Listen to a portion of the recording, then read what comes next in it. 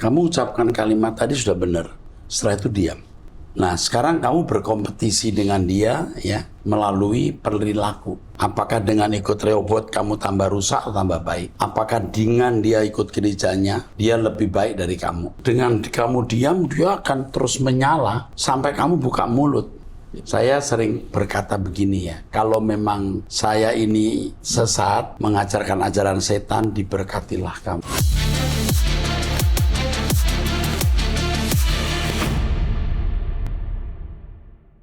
Salam saudara, kita kembali mengikuti Abam, ini episode 1185. Saya didampingi oleh Pak Edi. Mari Pak, kita mulai Pak Edi. Baik Pak.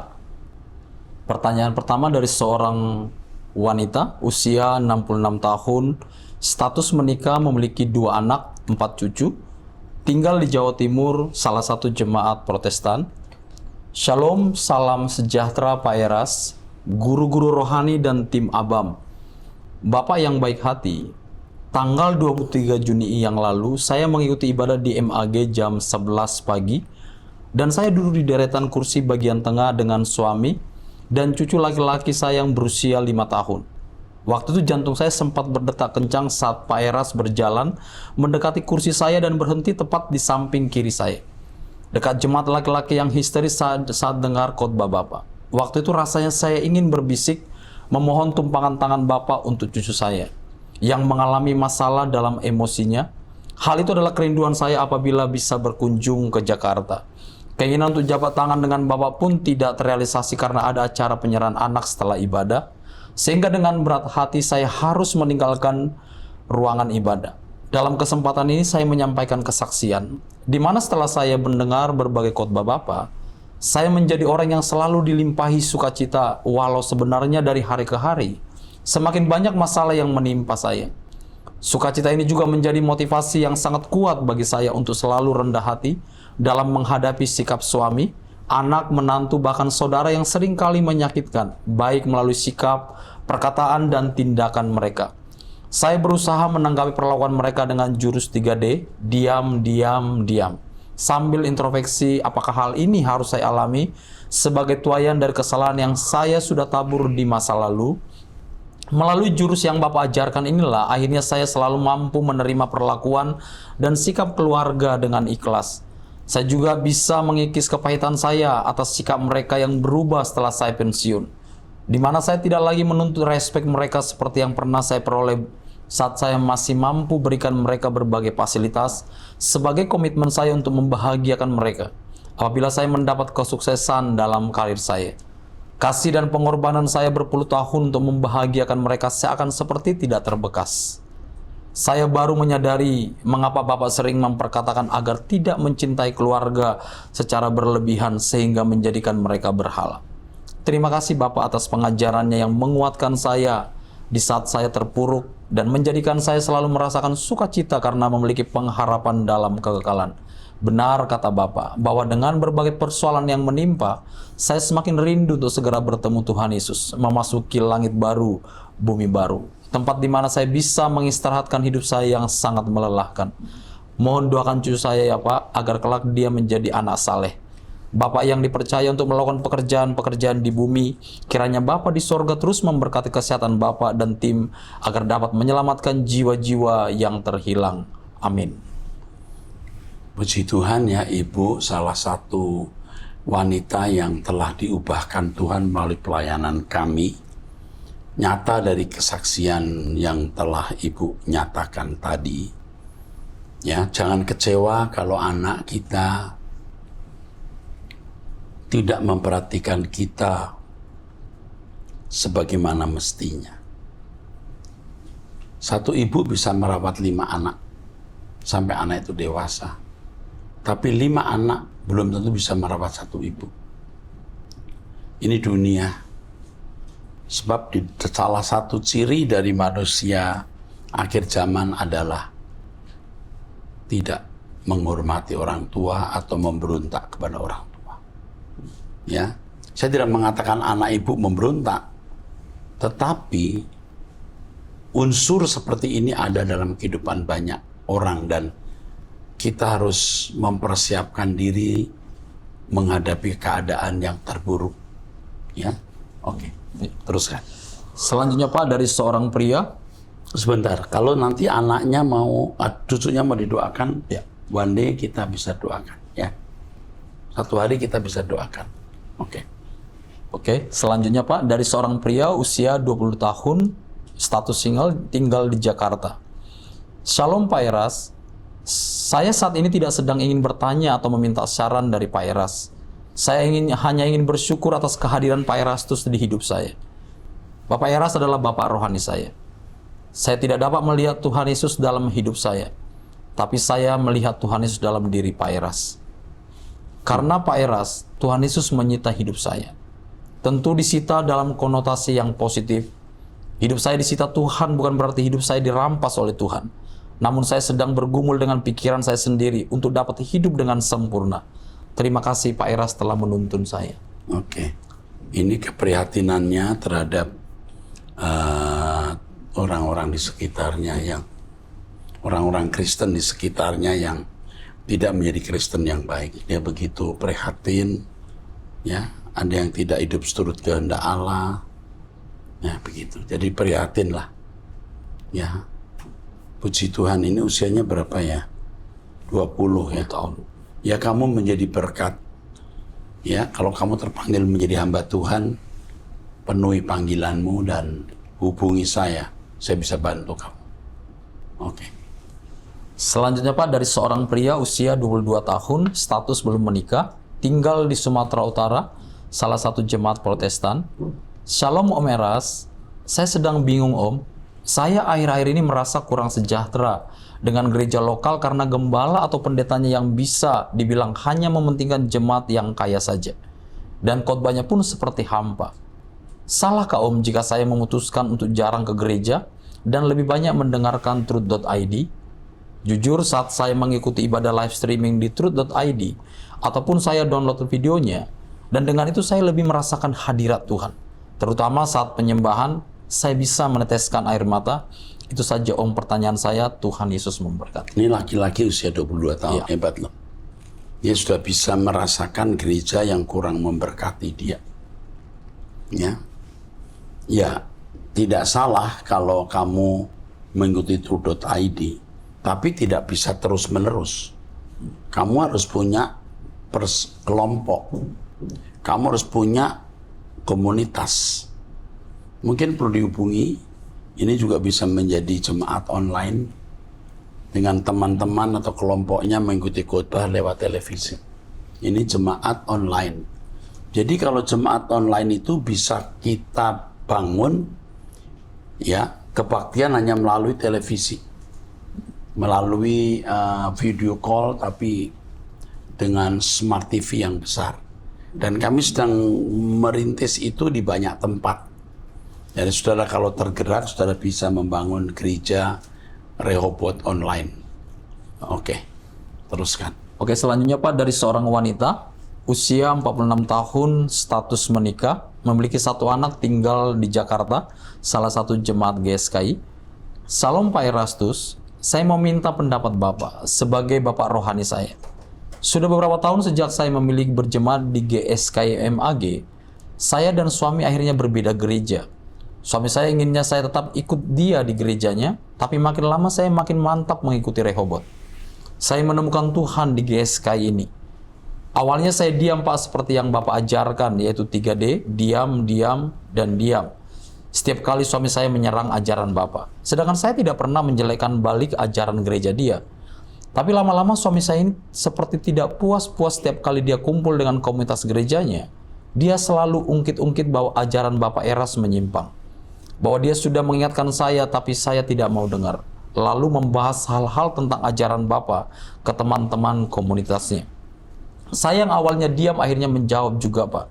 Saya bilang sama dia, kalau kamu memang anak Tuhan dan gerejamu mengajarkan kebenaran, apa benar kamu diajarkan menjelekkan hamba Tuhan? Apa benar itu buah roh? Akhirnya kami jadi berantem Pak. Saya sudah menahan diri Pak sebelumnya. Tapi akhirnya saya jawab seperti di atas. Menurut Bapak apa yang mesti saya lakukan ya Pak? Kamu ucapkan kalimat tadi sudah benar. Setelah itu diam. Sudah cukup. Itu sudah cukup mengingatkan dia. Nah, sekarang kamu berkompetisi dengan dia ya melalui perilaku. Apakah dengan ikut Rehoboth kamu tambah rusak atau tambah baik? Apakah dengan dia ikut gerejanya dia lebih baik dari kamu? Ya, kompetisi saja, kompetisi yang fair.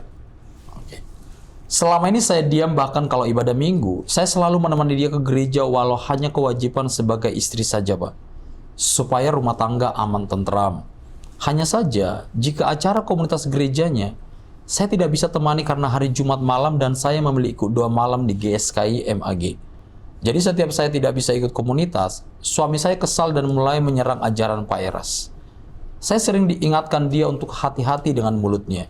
Nanti malah Tuhan yang berperang melawan suami saya. Karena hamba Tuhan kalau yang benar, pasti dijaga Tuhan, Pak.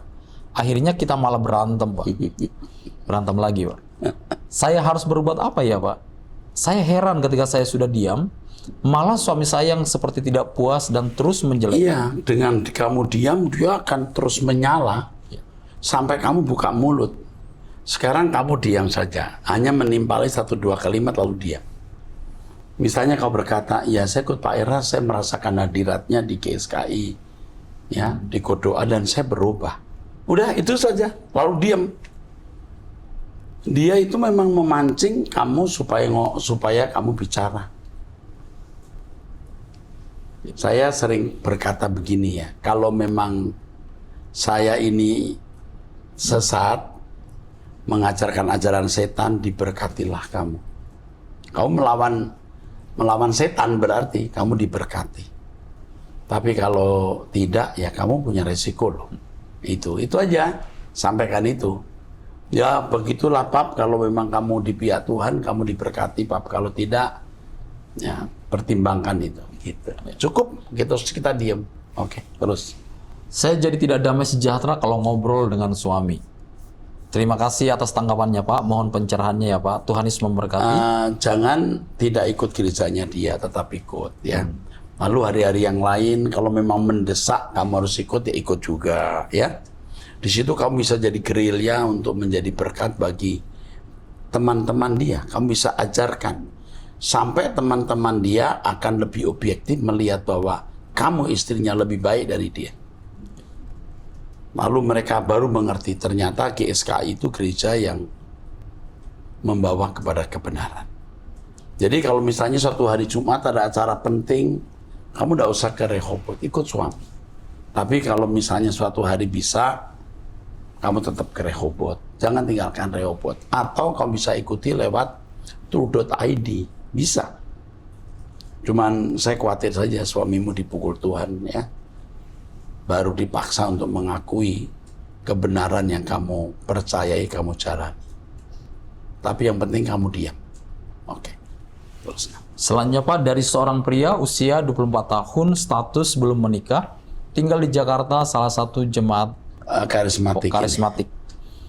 Shalom Pak Erastus dan tim yang dikasih oleh Tuhan Yesus Kristus. Terima kasih sebelumnya. Dengan sangat jelas telah menjawab pertanyaan saya. Pak, saya mau bertanya terkait penciptaan manusia dalam Alkitab dan keterkaitan dalam runtutan sejarah dunia. Fosil manusia purba tertua yang ditemukan adalah Ardipithecus ramidus. Diperkirakan hidup sekitar 4,4 juta tahun lalu. Fosil ini ditemukan di Ethiopia, Afrika Timur, pada tahun 1994 oleh Johannes Haile Selassie. Lalu di Indonesia sendiri adalah Meganthropus palaejavanensis. Dalam sejarah, manusia purba ini berevolusi bentuk, wajah, dan postur. Ada juga teori manusia yang berevolusi dari bentuk kera dengan DNA yang mirip 97% hingga sekarang menjadi Homo sapiens. Bagaimana runut sejarah ini dengan sinkronisasi penciptaan manusia Adam dan Hawa?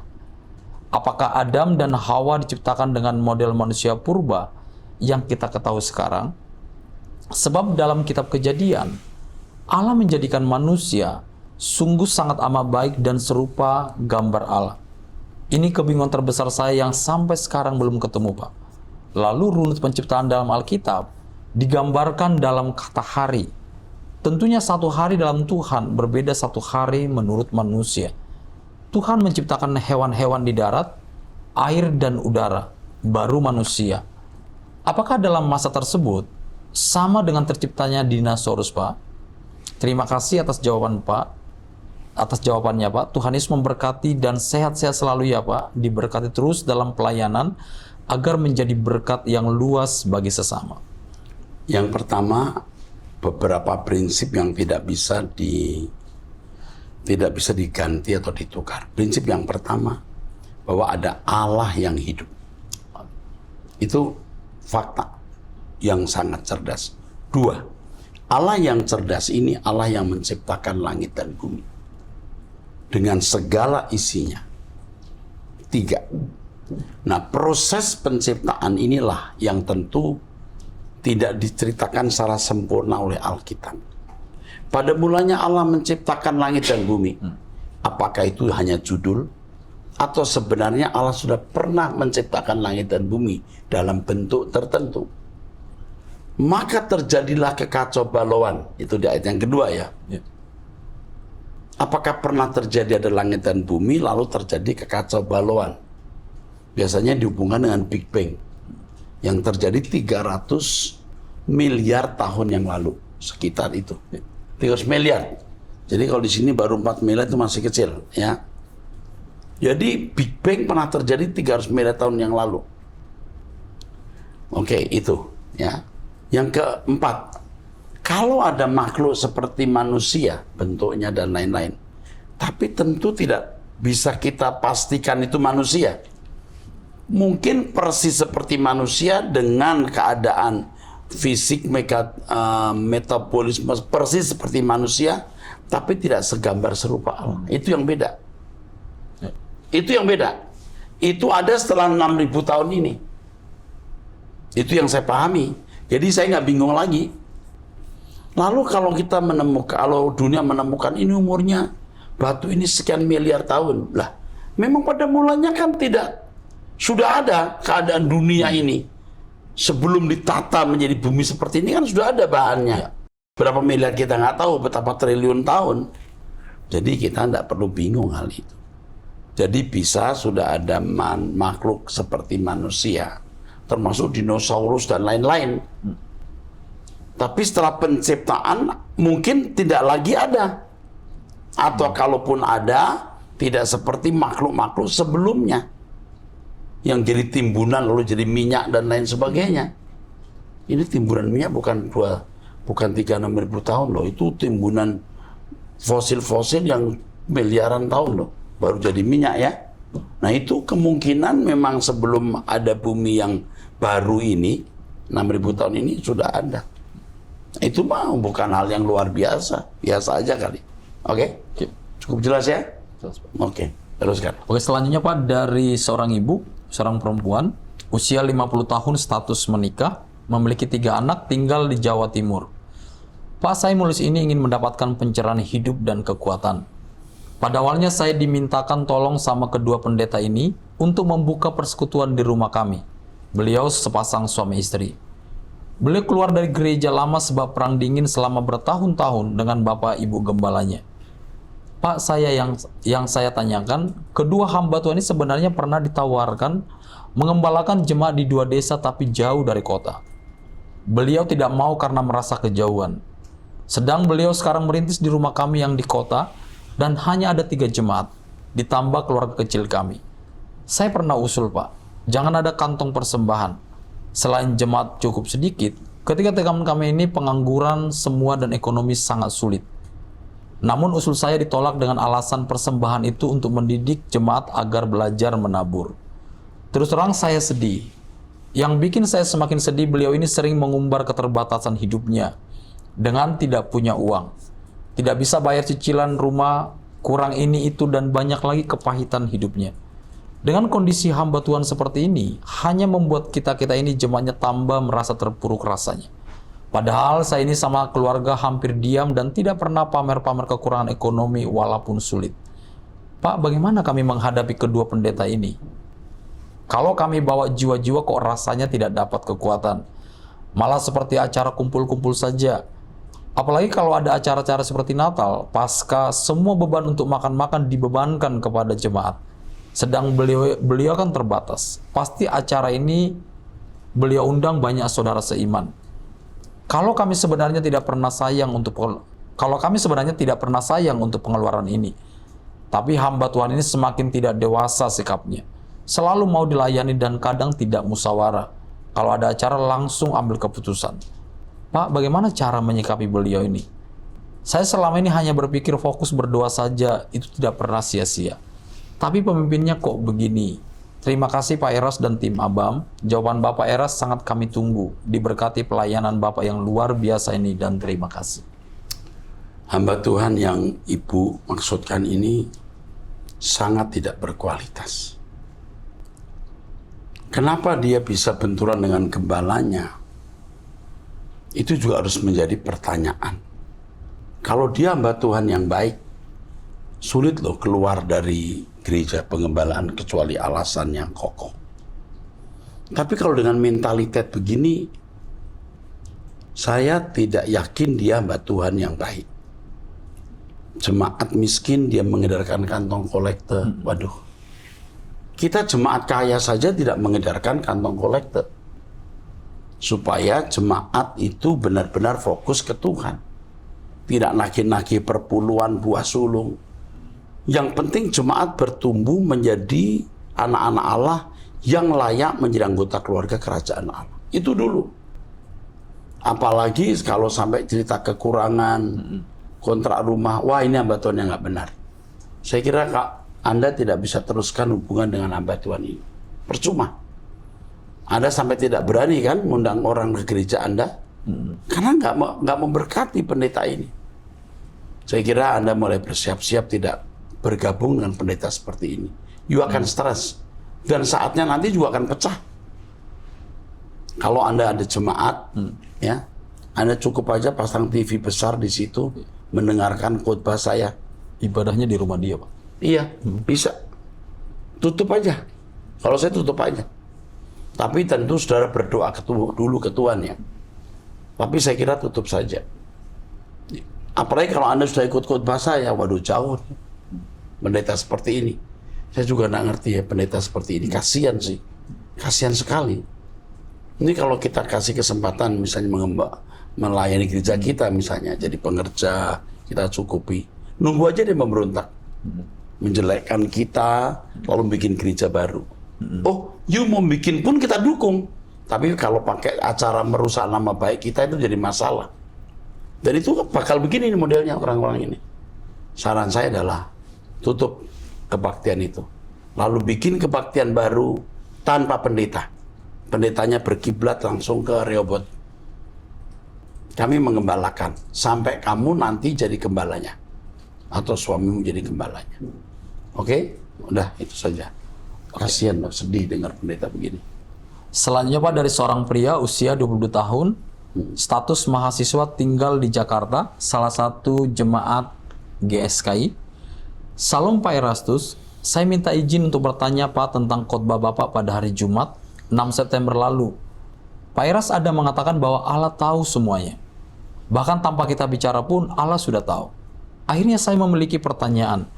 Jika Allah tahu akan semuanya, mengapa Allah bisa menyesal pada Kejadian pasal 6 ayat 6 yang berbunyi, maka menyesallah Tuhan bahwa ia telah menjadikan manusia di bumi dan hal itu memilukan hatinya. Ya, di dalam Alkitab itu ada hal-hal yang digambarkan seakan-akan Allah seperti manusia.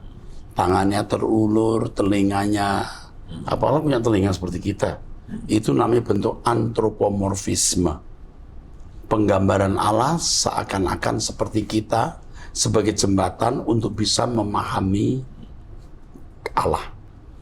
Nah, kata menyesal di sini sebenarnya berarti kepedihan yang sangat mendalam. Ini untuk menunjukkan kekecewaan Tuhan terhadap keadaan manusia. Oke. Ya. Dan di sini hebatnya Tuhan, Allah yang Maha Tahu. Allah kan Maha Tahu. Apa yang akan terjadi, sudah terjadi dan sudah selesai secara dunia ini. Tapi Allah masuk di dalam urusan manusia, masuk dalam waktu manusia yang bisa berkata kepada kita selamat pagi. Allah di luar waktu. Ini untuk menunjukkan duka citanya Allah melihat kelakuan manusia. Oke. Selanjutnya pertanyaannya Pak, setelah itu saya ingin bertanya khotbah Bapak Minggu tanggal 8 September mengenai penjelasan Bapak bahwa Yesus melihat horao Allah dari dalam hati. Kalau misalkan saya simpulkan, Yesus itu awalnya sama seperti kita, yaitu tidak bisa melihat Allah. Apakah benar atau salah Pak? Terima kasih, Tuhan Yesus memberkati. Itu maksudnya melihat itu bukan melihat secara fisik, tetapi maksudnya melihat dengan hati. Ya, jadi kita harus memahami pengertian melihat itu seperti berbahagialah orang yang suci hatinya karena dia akan melihat Allah. Itu enggak artinya bukan melihat dengan ini, tetapi melihat dengan hati. Begitu ya. Jadi harus mesti paham maksudnya. Ya.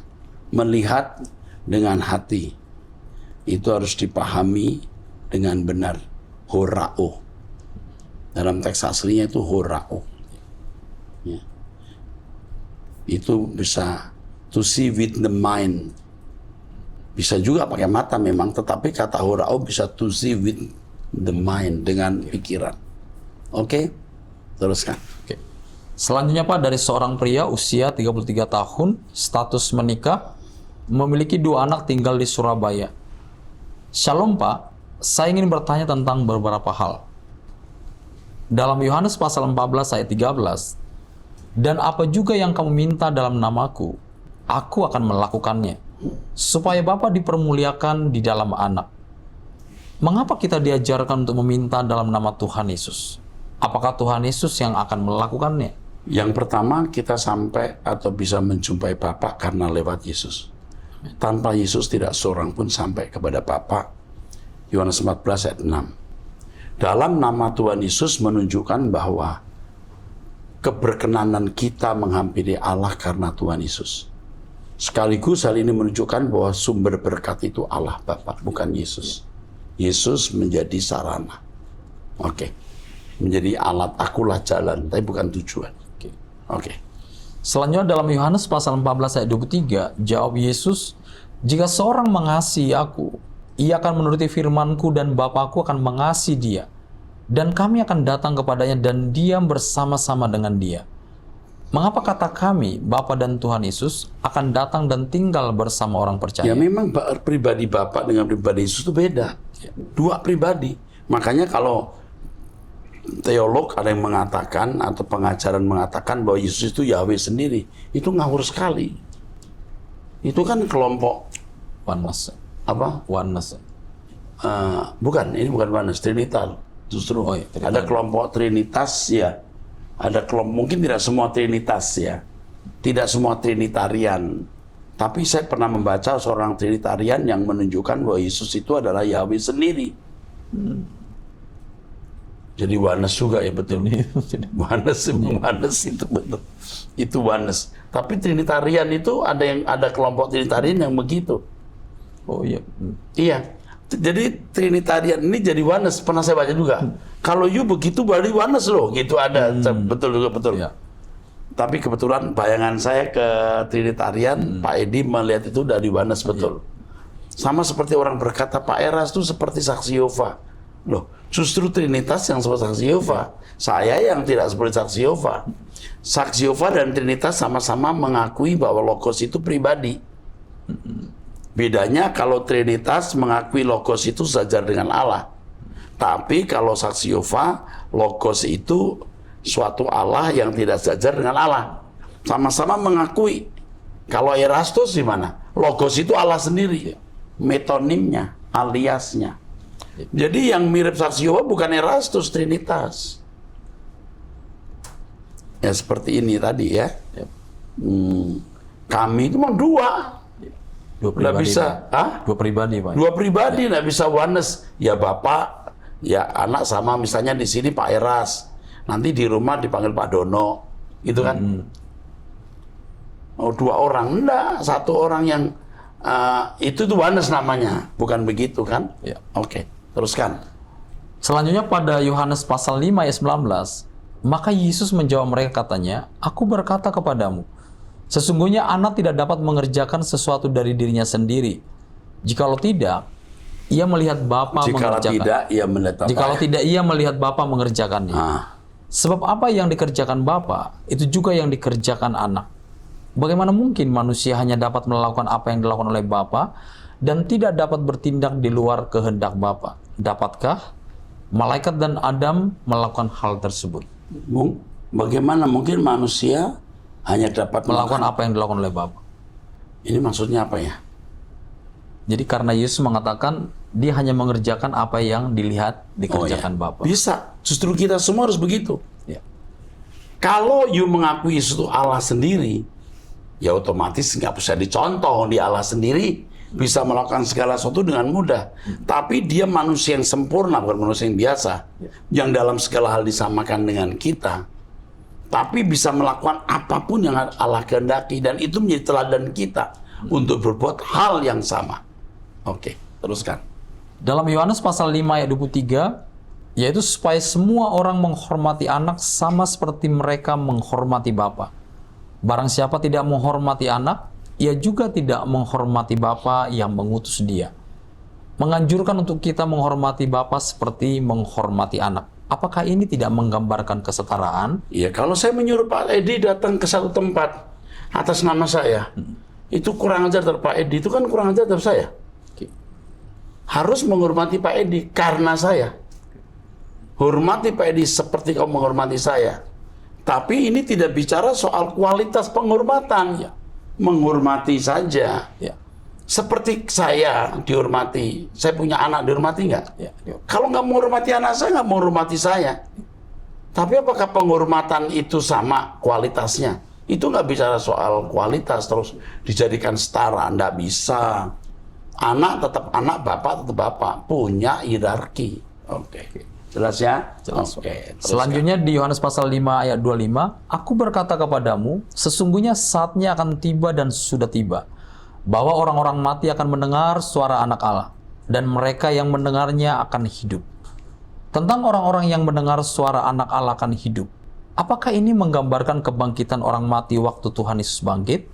Ini harus dipahami secara filosofis. Karena Injil Yohanes itu memang menghadapi filsafat Yunani. Ya. Seperti misalnya, kamu bukan dari dunia ini. Lah, apakah murid-muridnya dari surga? Kan enggak. Aku bukan dari dunia ini.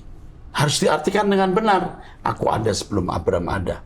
Itu harus dipahami secara filosofis. Tidak boleh secara harfiah. Kalau dipahami secara harfiah, jadi konyol. Oke. Sekarang kita masuk ke sini, ya. Mendengar suara anak manusia lalu bangkit. Kapan ini? Ayo bangun, bangun. Apa begitu? Ini kapan kejadian ini? Waktu Yesus ada di dunia. Ada orang yang dibangkitkan, Lazarus misalnya. Betul. Akan tiba dan saatnya orang mati akan mendengar suara. Orang-orang mati itu banyak.